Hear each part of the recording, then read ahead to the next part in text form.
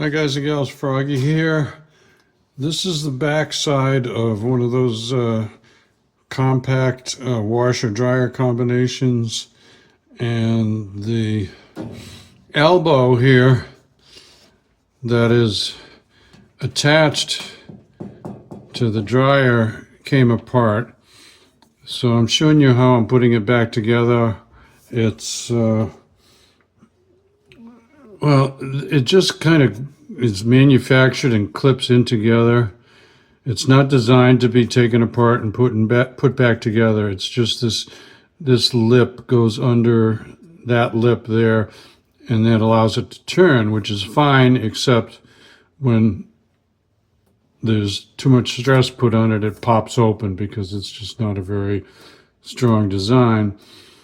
I looked up a bunch of different ways to try and fix these duct work, elbows, washers, dryers, all that stuff on YouTube, and I really couldn't find anybody that did anything like this, so I thought I would show it to you. So the first thing I did was I took the vent hose off, so I had some room to work.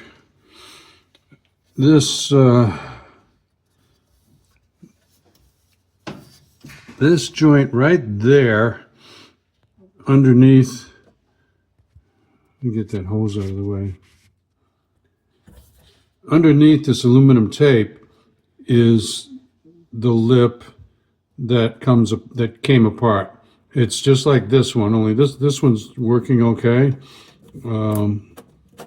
See, that works okay. It didn't come apart.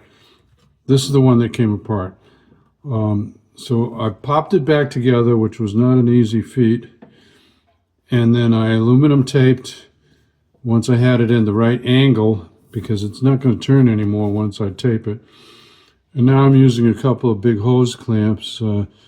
These are, made for putting the hose from the vent onto here, but I'm actually using them for a different purpose.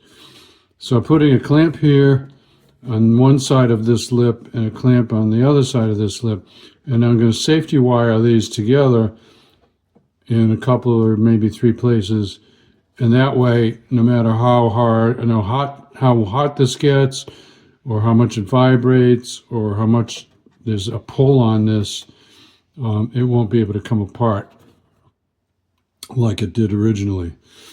Now you might say, well, why not just buy a new one? Yeah, but then you've got to take all this stuff apart, take this back off, and do a lot more work than what I'm doing.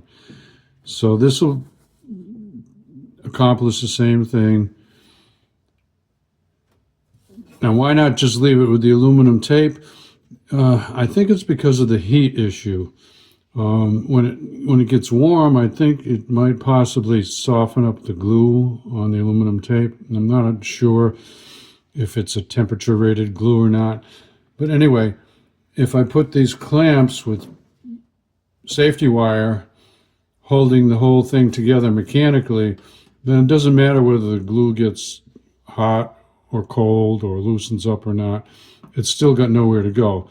So this aluminum taping part is to make a good seal so that there's no leakage from the hot air and lint coming out of the dryer.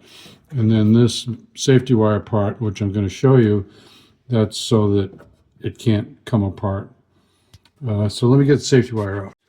Okay, so this is how I ended up with one safety wire over this clamp, over this clamp. I haven't got it twisted yet. I just wanted to show you. And the other safety wire is about 180 degrees opposite. So I'm going to snug up the clamps. Then I'm going to snug up the safety wire. Then I'm going to twist the wire and trim it, and then I'll show you. So let's do that. Okay, so both the clamps are snugged up. Make sure when you put the clamps on that they're on the round part of the duct, not caught up on a little edge or not on an angle or anything. They have to be in correct orientation to the circle of this, not cocked, if you know what I mean. So I took the slack out of, so there's no excess safety wire. The slack is out of it. And now I'm going to twist them. And I'm going to try and show you how there's a special tool to do safety wire, special pliers. So let's see if I can do this with one hand. Okay, so we're filming now, and these are the pliers. You grab the safety wire after you started it like that with the end of the pliers. You squeeze the handle down, and you move this little sleeve, and that locks this closed. It's as if you had your hand still gripping this, so it's locked closed. Now you let everything go, and you just pull on this little knob on the end. So let's try this. And you need to wiggle it a little bit sometimes. Pull and wiggle, pull and wiggle. You see how it's twisting the wire? Pull and wiggle, pull and wiggle, pull and wiggle. And you don't have to go too tight, because this safety wire is not meant to be strong. It's just meant to hold something in place. So that's how that works. Then you squeeze the handles again, move that little silver thing up, you let it go, and then you just clip this off with diagonal cutters like that.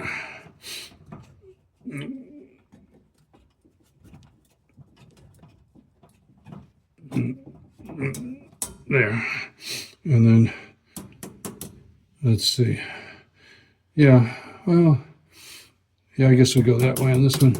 Just tap it in like that, get that little sharp end out of the way, and that's how you do a safety wire. Now, usually safety wires are meant for nuts and bolts on race cars, or that's why I happen to have some safety wire available. I used to do that on my Corvettes. But that's how you safety wire it. So this, it can get hot, it can vibrate, it's never going to go anywhere. Safety wire is only meant to be used once, though. You can't undo this and use it over again. It doesn't have a lot of strength, as far as if you bent it like a dozen times, it would break. That's not the kind of wire it's meant to be. So now I'm going to do the other side. I don't need to film the other side. Okay, so I took those tails on the safety wire and bent them up that way, out of the way, so that when I slide on this hose, that they're not in the way of me putting the hose up all the way. So the hose is going to go back on like that. It's got this little wire clamp that holds it on there, and that seems to be okay, because that's not where the whole thing failed. It was up there where my finger is pointing, where it failed. So they put this back together. So the way I like to put these on is kind of a two-step process. I take the springy clamp, which is kind of hard to maneuver with just your hand, and get the hose over both at the same time. So I take the clamp and put it on, shove it up there like that. Then I can take the hose and use two hands just to put the hose on. Then once I get the hose exactly the way I like it, I'll squeeze the clamp and bring the clamp back down that way where I'm pointing. Okay, so I squeezed it, I brought the clamp down that way. Now the duct inside there goes all the way to there. You can see where my finger is.